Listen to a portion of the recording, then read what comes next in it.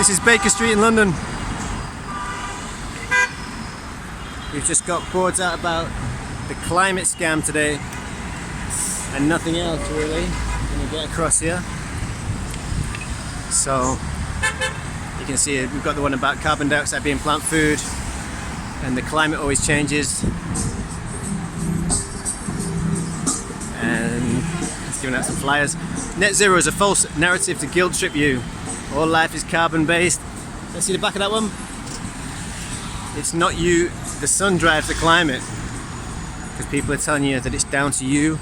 Well, for example, the military doesn't change the fuel it uses or the vehicles it uses, even though it's one of the biggest polluters in the world. They don't put restrictions on what they're up to.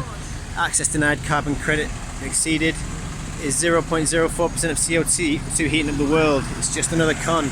It's not happening that way. Highway robbery, that's the ULEZ one. Is this our future? No flights, no cars and no meat. Well, we got this one. He's showing me the Light newspaper, which says there's a constitutional crisis.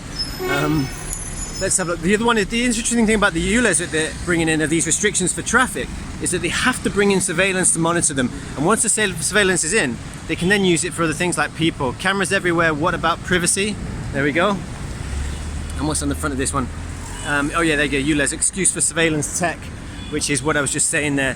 And there are actually plans for them to, in London, they have made plans to restrict pedestrians and cyclists, and not just vehicles. Once they've got these in place, ULEZ increase pollution in the sense that they just make people make longer journeys if they can't afford to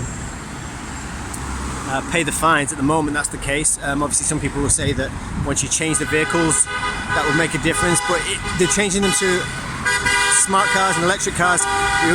Easier to restrict, and it's just another imposition on your freedom. And there's one that, at the end that says green tyranny, but there we go. Those are the yellow boards. It's Baker Street, London today, and we had a good response.